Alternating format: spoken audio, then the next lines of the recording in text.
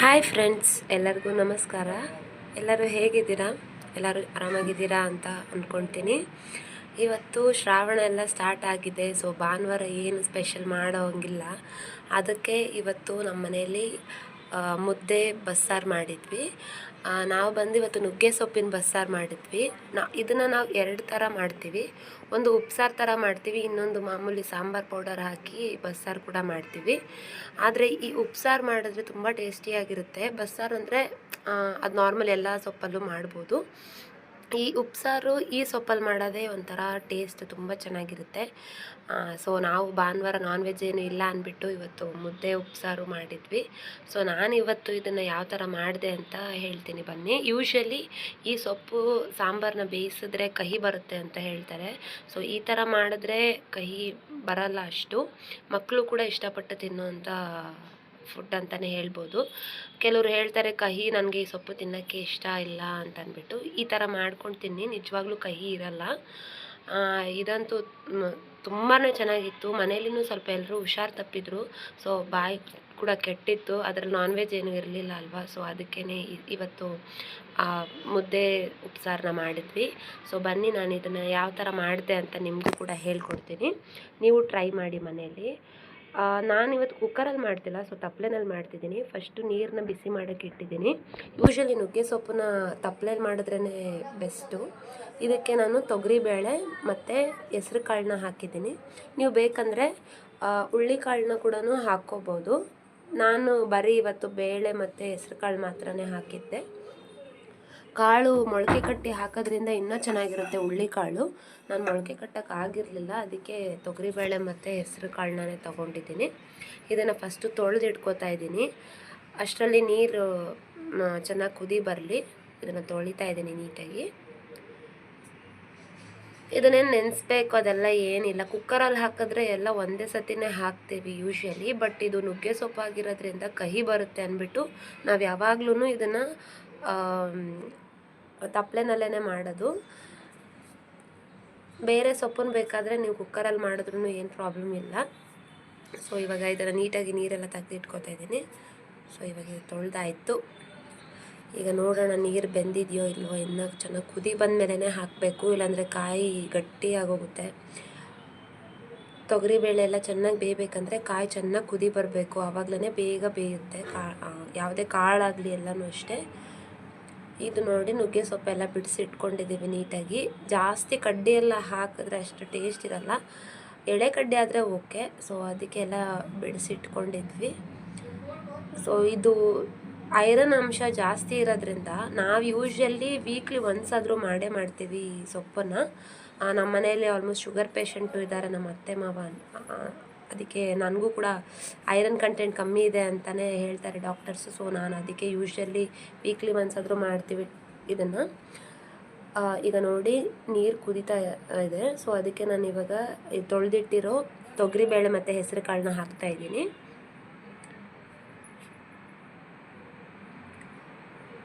ಇದು ಚೆನ್ನಾಗಿ ಒಂದು ಅರ್ಧ ಭಾಗ ಆದರೂ ಬೇಯಬೇಕು. ಅಷ್ಟವರೆಗೂ ಚೆನ್ನಾಗಿ ಬೇಯಿಸ್ಕೋತಾ ಇದ್ದೀನಿ ಇದನ್ನು. ಆಮೇಲೆ ನಾವು ಸೊಪ್ಪೆಲ್ಲ ಹಾಕಬೇಕು, ಇಮಿಡಿಯೇಟಾಗಿ ಹಾಕಬಾರ್ದು. ಚೆನ್ನಾಗಿ ತೊಗರಿ ಕಾಳು ಮತ್ತು ತೊಗರಿ ಬೇಳೆ ಹೆಸರು ಕಾಳೆಲ್ಲ ಚೆನ್ನಾಗಿ ಬೇಯಲಿ. ಅಷ್ಟೊತ್ತಿಗೆ ನಾನು ಈ ಸೊಪ್ಪನ್ನ ತೊಳೆದಿಟ್ಕೋತೀನಿ. ಇದೇನು ಜಾಸ್ತಿ ಇವತ್ತು ನೆನೆಸ್ಬೇಕು ಆ ಥರ ಎಲ್ಲ ಏನಿಲ್ಲ. ಜಸ್ಟ್ ಅದು ಏನು ಧೂಳೆಲ್ಲ ಇರುತ್ತೆ ಅಂದ್ಬಿಟ್ಟು ತೊಳಿಬೇಕಷ್ಟೇ, ಏನೇನಿಲ್ಲ. ಬೇರೆ ಸೊಪ್ಪಾದರೆ ಮಣ್ಣಲ್ಲಿರುತ್ತೆ ಅಂತ ಅನ್ಕೋಬೋದು. ಇದೇನು ಜಾಸ್ತಿ ತೊಳೆಯೋ ಅವಶ್ಯಕತೆ ಇಲ್ಲ. ಜಸ್ಟ್ ಒಂದು ಸತಿ ನೀರಲ್ಲಿ ಹಾಕಿ ತೆಗೆದ್ರೂ ಸಾಕು. ಸೊ ಇದನ್ನು ತೊಳೆಯೋಕ್ಕೆ ನಾನು ಒಂದು ತಪ್ಪಲೆಗೆ ಹಾಕೋತಾ ಇದ್ದೀನಿ. ಬಟ್ ಸೊಪ್ಪು ತುಂಬ ಫ್ರೆಶ್ ಆಗಿದೆ. ಆ ಗಿಡದ ಸೊಪ್ಪು ಬಂದು ಕಹಿ ಏನಿರಲ್ಲ. ಸೊ ನೋಡಿ ಈ ಕಡೆ ಬೇಳೆ ಬೇಯ್ತಾ ಇದೆ. ಕೆಲವೊಂದು ಸೊಪ್ಪು ಕಪ್ಪಗಿರುತ್ತೆ, ಅದು ತುಂಬ ಕಹಿ ಇರುತ್ತೆ. ಆದರೆ ಇದು ನಾವು ಯೂಶ್ವಲಿ ಯಾವಾಗೂ ಮಾಡೋ ಸೊಪ್ಪಿನ ಆ ಗಿಡದಲ್ಲೇ ಕಿತ್ಕೋತೀವಿ ಯೂಶ್ವಲಿ. ಅದಕ್ಕೆ ಇದು ಅಷ್ಟು ಕಹಿ ಇರಲ್ಲ. ಸೊ ಇದು ಚೆನ್ನಾಗಿ ಬೇಯಲಿ. ಇದು ಬೇಯ್ತಾ ಇದೆ. ಇದಕ್ಕೆ ನಾನು ಒಣಗಿದ ಮೆಣಸಿನ್ಕಾಯಿನ ತೊಟ್ಟ ಮುರಿದಿದ್ದೀನಿ ನೋಡಿ. ಇದನ್ನು ಹಾಗೆ ಹಾಕೋತಾ ಇದ್ದೀನಿ ನಾನು. ನಿಮಗೆ ಎಷ್ಟು ಖಾರ ಬೇಕೋ ಅಷ್ಟು ಮೆಣಸಿನ್ಕಾಯಿನ ಹಾಕ್ಕೊಳ್ಳಿ. ಬೇಕಾದರೆ ನೀವು ಹಸಿಮೆಣ್ಸಿನ್ಕಾಯಿನೂ ಹಾಕೋಬೋದು. ನಾವು ಹಸಿಮೆಣ್ಸಿನ್ಕಾಯಿ ಆದಷ್ಟು ಅವಾಯ್ಡ್ ಮಾಡ್ತೀವಿ. ಸೊ ಟೊಮ್ಯಾಟೊ ನೋಡಿ ಜಸ್ಟ್ ಅದು ಇದು ಮಾತ್ರ ಕಟ್ ಮಾಡಿ ಹಾಕ್ತಾಯಿದ್ದೀನಿ.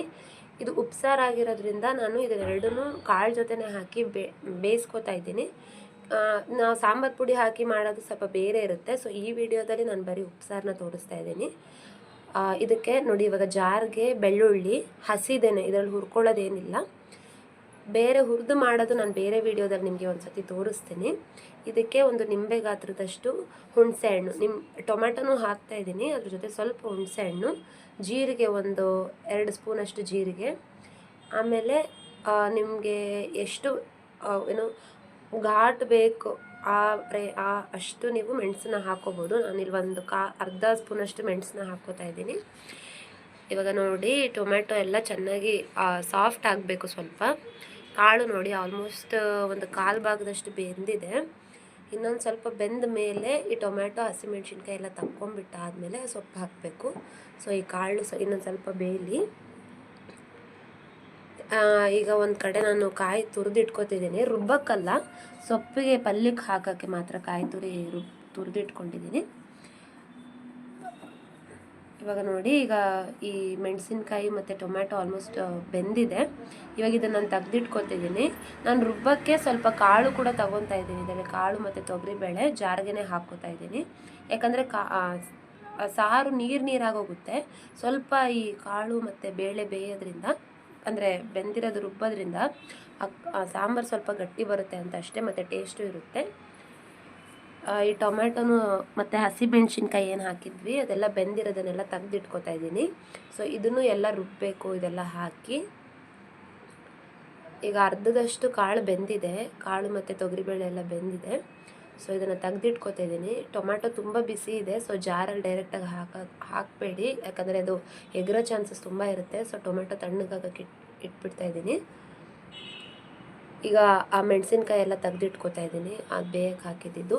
ನೀವು ಇನ್ ಕೇಸ್ ಮೆಣಸಿನ್ಕಾಯಿ ಜಾಸ್ತಿ ಹಾಕ್ಬಿಟ್ಟಿದ್ದೀನಿ, ಜಾಸ್ತಿ ಆಗೋಗಿದೆ ಅಂತ ಅನಿಸಿದ್ರೆ ಒಂದೆರಡು ಮೆಣಸಿನ್ಕಾಯಿನ ನೀವು ತೆಗ್ದಿಟ್ಕೋಬೋದು. ಇನ್ ಕೇಸ್ ಅದು ಸಾಕಾಗಿಲ್ಲ ಅಂದರೆ ನೀವು ಹಂಗೇ ಸಾರು ಜೊತೆ ಕಿವುಚ್ಕೋಬೋದು. ಯಾಕಂದರೆ ನಾನು ಇವತ್ತು ಸಾರೆಲ್ಲ ಬೇಯಿಸ್ತಾ ಇಲ್ಲ, ಉಪ್ಸಾರನ್ನ ನಾವು ಬೇಯಿಸೋಕ್ಕೆ ಹೋಗಲ್ಲ. ಅದೇ ಸಾಂಬಾರು ಪುಡಿ ಎಲ್ಲ ಹಾಕಿ ಮಾಡ್ತಾಯಿದ್ದೀವಿ ಅಂದರೆ ಅದನ್ನು ಸಪ್ರೇಟಾಗಿ ಬೇಯಿಸಿ ಆಮೇಲೆ ಒಗ್ಗರಣೆ ಕೊಡ್ತೀವಿ. ನೋಡಿ ಈಗ ಸೊಪ್ಪು ತೊಳೆದು ಸುಮ್ಮನೆ ಒಂದು ಸತಿ ಈ ಥರ ತೊಳೆದ್ಬಿಟ್ಟು ಆ ನೀರನ್ನೆಲ್ಲ ಹಿಂಡಿ ಇವಾಗ ಈ ಬೇಳೆ ಬೇಯ್ತಿದೆ ಅಲ್ವಾ ಅದಕ್ಕೆ ಹಾಕ್ತಾಯಿದ್ದೀನಿ. ನೀರೆಲ್ಲ ನೀಟಾಗಿ ಹಿಂಡ್ಬಿಟ್ಟು ಹಾಕಿ ನೋಡಿ ಇವಾಗ ಆ ಸೊಪ್ಪೆಲ್ಲ ಹಾಕ್ತಾಯಿದ್ದೀನಿ.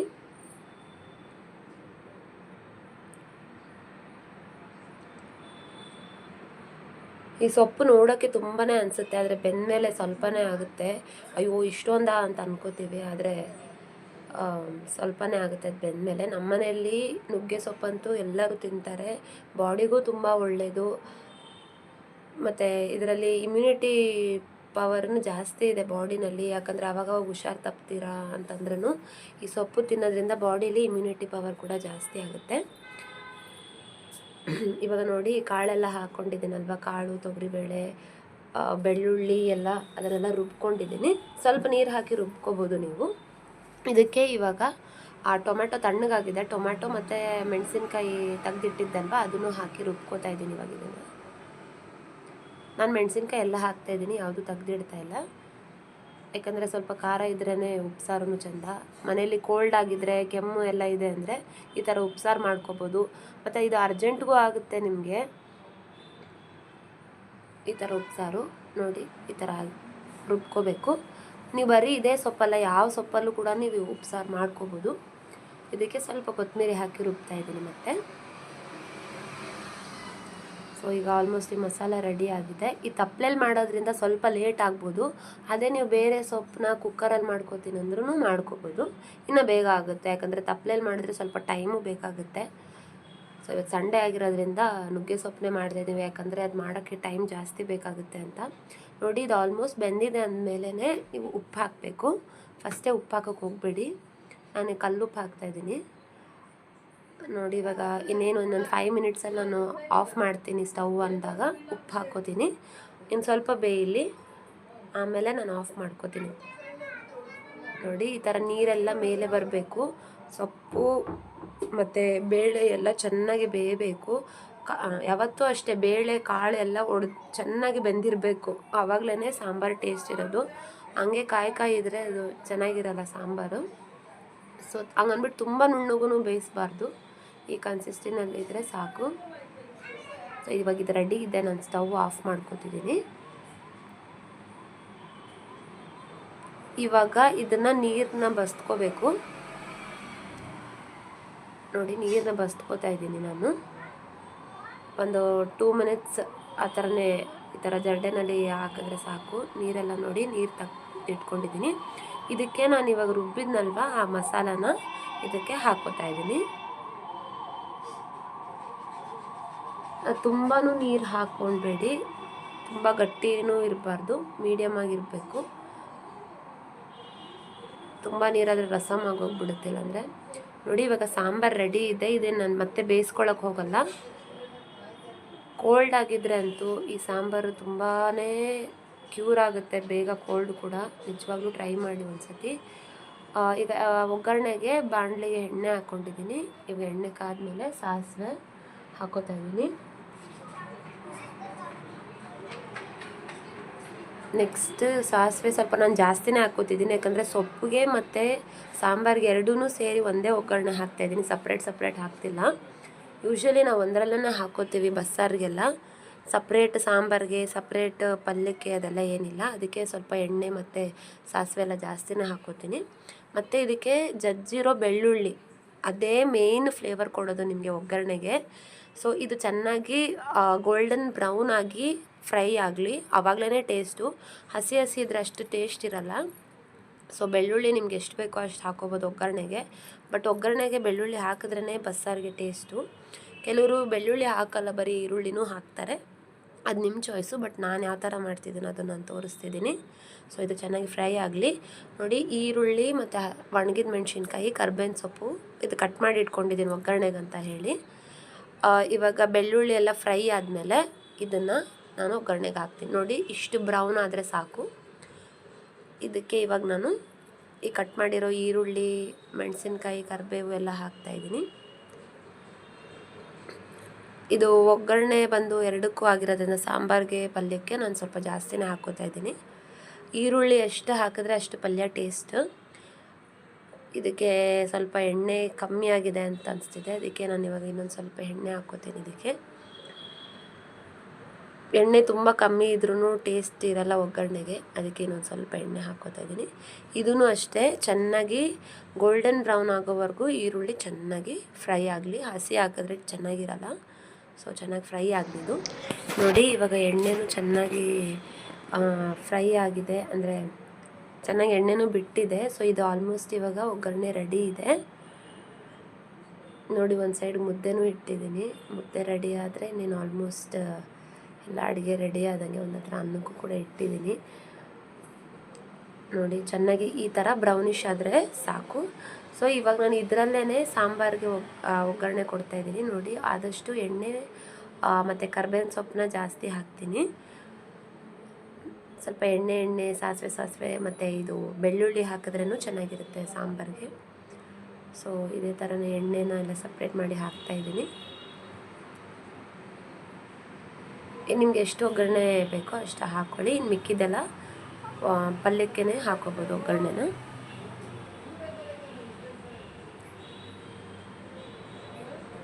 ನೋಡಿ ಇವಾಗ ಬರೀ ಆಯಿಲ್ ಮಾತ್ರ ಹಾಕ್ತಾಯಿದ್ದೀನಿ. ನಿಮ್ಮ ಇಷ್ಟ ಬೇಕಾದರೆ ನೀವು ಸಪ್ರೇಟಾಗೂ ಒಗ್ಗರಣೆ ಹಾಕ್ಕೋಬೋದು. ನಾವು ಯಾವಾಗಲೂ ಇದೇ ಥರ ಒಂದರಲ್ಲೇ ಒಗ್ಗರಣೆ ಹಾಕ್ಬಿಡ್ತೀವಿ.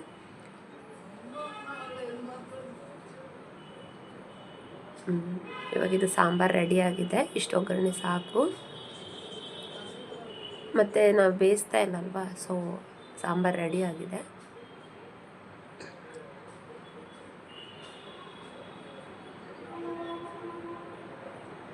ಇವಾಗ ಈ ಒಗ್ಗರಣೆನ ನಾನು ಆಫ್ ಮಾಡ್ಕೋತೀನಿ, ಯಾಕಂದರೆ ಈರುಳ್ಳಿ ಎಲ್ಲ ಚೆನ್ನಾಗಿ ಫ್ರೈ ಆಗಿದೆ. ಇದನ್ನು ಒಗ್ಗರಣೆನ ಆಫ್ ಮಾಡಿ ಆದಮೇಲೆ ಈ ಪಲ್ಯನ ನಾನು ನೀರೆಲ್ಲ ತೆಗಿಯೋಕೆ ಇಟ್ಟಿದ್ದೆ ಅಲ್ವಾ, ಸೊ ಅದನ್ನು ನಾನು ಈ ಒಗ್ಗರಣೆಗೆ ಸೊಪ್ಪನ್ನ ಹಾಕ್ತಾಯಿದ್ದೀನಿ. ಇದೆಲ್ಲ ಚೆನ್ನಾಗಿ ನೀರು ಹೋಗಿದೆ, ಸ್ವಲ್ಪ ಡ್ರೈ ಕೂಡ ಆಗಿದೆ. ಸೊ ಈ ಸೊಪ್ಪನ್ನೆಲ್ಲ ನಾನು ಒಗ್ಗರಣೆಗೆ ಹಾಕ್ತಾಯಿದ್ದೀನಿ. ಸೊ ಈಗ ಒಗ್ಗರಣೆಗೆ ಸ್ವಲ್ಪ ಕಾಯಿ ತುರಿ ಆ್ಯಡ್ ಮಾಡ್ತಾಯಿದ್ದೀನಿ ಸೊಪ್ಪು ಹಾಕಿದ್ಮೇಲೆ. ಯಾಕಂದರೆ ನಾವು ಸಾಂಬಾರಿಗೆ ಇದು ಕಾಯಿ ತುರಿ ಎಲ್ಲ ಹಾಕ್ತಿಲ್ವಲ್ಲ. ಸೊ ಇವಾಗ ಪಲ್ಯ ಕೂಡ ರೆಡಿ ಇದೆ, ಜಸ್ಟ್ ಒಗ್ಗರಣೆ ಜೊತೆ ಇದನ್ನು ಮಿಕ್ಸ್ ಮಾಡಬೇಕಷ್ಟೆ. ಸೊ ಈಸಿಯಾಗಿ ರೆಡಿ ಆಯಿತು ಇವತ್ತು ಆಫ್ಟರ್ನೂನ್ ಲಂಚ್ ನಮಗೆ. ಬಟ್ ಅನ್ನನೂ ರೆಡಿ ಆಯ್ತು, ಈಗ ಎಲ್ಲನೂ ರೆಡಿ ಆಗಿದೆ. ಮುದ್ದೆ ಒಂದು ಮಾಡಿದ್ರೆ ಎಲ್ಲ ಅಡುಗೆ ಎಲ್ಲ ರೆಡಿ. ಇವತ್ತು ಮುದ್ದೆನೂ ಬೆಂದಿದೆ, ಸೊ ಎಲ್ಲ ರೆಡಿ ಇವಾಗ. ಸೊ ಇದನ್ನು ಸರ್ವ್ ಮಾಡ್ತಾಯಿದ್ದೀವಿ. ತುಂಬಾ ಹೆಲ್ದಿ, ಮತ್ತು ಬ್ಲಡ್ ಕಮ್ಮಿ ಇದೆ, ಐರನ್ ಕಮ್ಮಿ ಇದೆ, ಶುಗರು ಅದೆಲ್ಲ ಅನ್ನೋರಿಗೆ ಇದು ಒಂದು ಹೆಲ್ದಿ ಲಂಚ್ ಅಂತಲೇ ಹೇಳ್ಬೋದು. ಯೂಶ್ವಲಿ ಸಂಡೇ ಟೈಮ್ ಆದ್ರೂ ಒನ್ಸ್ ಮಾಡಿ ತಿನ್ನಿ. ಯಾಕಂದರೆ ಕುಕ್ಕರಲ್ಲಿ ಮಾಡಿದ್ರೆ ಟೇಸ್ಟ್ ಇರಲ್ಲ, ಟೈಮು ಬೇಕಾಗುತ್ತೆ ಆ್ಯಕ್ಚುಲಿ ಇದನ್ನು ಮಾಡೋಕ್ಕೆ. ಮಂಡೇ ಟು ಸ್ಯಾಟರ್ಡೆ ಎಲ್ಲ ವರ್ಕಿಂಗ್ ಇದ್ರೂ ಕೂಡ ಸಂಡೇ ಆದರೂ ಟ್ರೈ ಮಾಡಿ. ಯಾಕಂದರೆ ಇದನ್ನು ಬಿಡಿಸೋದೇ ಒಂದು ದೊಡ್ಡ ಕೆಲಸ ಆಗುತ್ತೆ, ಅದರಲ್ಲಿ ಮಾಡಿ ತಿನ್ನೋದಿನ್ನ ದೊಡ್ಡ ಕೆಲಸ. ಸೊ ಆದಷ್ಟು ಸಂಡೇ ಕೂಡ ಮಾಡಿ ಈ ಥರ ಅಟ್ಲೀಸ್ಟ್ ಒಂದು 15 ಡೇಸ್ ಆದ್ರೂ ಮಾಡಿ ತಿನ್ನಿ. ಬಾಡಿಗೂ ಕೂಡ ಇಮ್ಯುನಿಟಿ ಪವರ್ ಜಾಸ್ತಿ ಆಗುತ್ತೆ. ಸೊ ಟೇಸ್ಟು ಅಂತೂ ತುಂಬ ಚೆನ್ನಾಗಿರುತ್ತೆ. ಸ್ವಲ್ಪ ಊಟ ಮಾಡೋರು ಕೂಡ ಇನ್ನೊಂದು 2 ತುತ್ತು ಎಕ್ಸ್ಟ್ರಾ ಊಟ ಮಾಡ್ತಾರೆ. ನಾನು ಯೂಶ್ವಲಿ ಮುದ್ದೆ ತಿನ್ನೋಲ್ಲ. ಸೊ ಈ ಥರ ಸಾಂಬಾರು ಎಲ್ಲ ನನಗೇನಾದರೂ ಇಷ್ಟ ಆಗುತ್ತೆ ಅಂದರೆ ಮಾತ್ರ ನಾನು ಮುದ್ದೆ ತಿನ್ನೋದು. ಸೊ ಇವತ್ತು ಟೈಮ್ ಇತ್ತು ಅಂದ್ಬಿಟ್ಟು ಸಂಡೇ ಮಾಡಿ ತಿಂತಾಯಿದ್ದೀವಿ. ಸೊ ಟೇಸ್ಟ್ ಅಂತೂ ತುಂಬ ಚೆನ್ನಾಗಿರುತ್ತೆ. ನಾನು ಫಸ್ಟು ಈ ಸೊಪ್ಪನ್ನ ತಿಂತಾನೇ ಇರಲಿಲ್ಲ, ಕಹಿ ಇರುತ್ತೆ ಅಂತ. ಸೊ ಈ ಥರ ಮಾಡಿ ತಿಂದಾಗಿಂದ ಸ್ವಲ್ಪ ಈ ಸೊಪ್ಪನ್ನ ನಾನು ತಿಂತೀನಿ. ಸೊ ಒಂದು ಹೆಲ್ದಿ ಲಂಚ್ ಅಂತಲೇ ಹೇಳ್ಬೋದು. ಎಲ್ಲರೂ ಮನೇಲಿ ಮಾಡಿ ತಿಂದು ಯಾವ ಥರ ಟೇಸ್ಟ್ ಇತ್ತು ಅಂತ ಕಮೆಂಟ್ ಮಾಡಿ. ಇನ್ನು ಯಾರ್ಯಾರು ಸಬ್ಸ್ಕ್ರೈಬ್ ಆಗಿಲ್ವೋ ನನ್ನ ಚಾನಲ್ಗೆ ದಯವಿಟ್ಟು ಸಬ್ಸ್ಕ್ರೈಬ್ ಆಗಿ ಸಪೋರ್ಟ್ ಮಾಡಿ. Thank you so much.